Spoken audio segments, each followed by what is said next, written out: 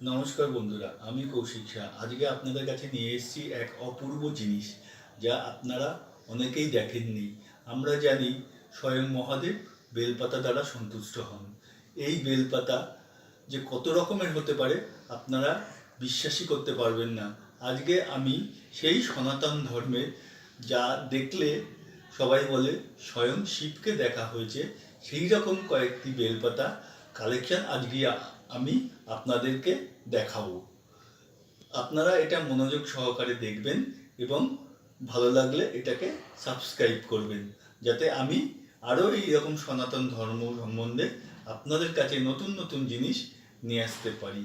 আমি দেখাচ্ছি, আপনারা দেখুন। এই বেলপাতা, 4টি পাতা বেলপাতা, 5টি পাতার বেলপাতা, 6টি পাতার বেলপাতা, 7টি পাতা, 8টি পাতা বেলপাতা, এই সমস্ত রকমের বেলপাতার কালেকশন আমার কাছে রয়েছে। আজকে আমি প্রথমবার আপনাদের কাছে শিবের এই মহিমা দেখাবো, যা অমূল্য রত্ন হিসাবে চিহ্নিত করা হয়।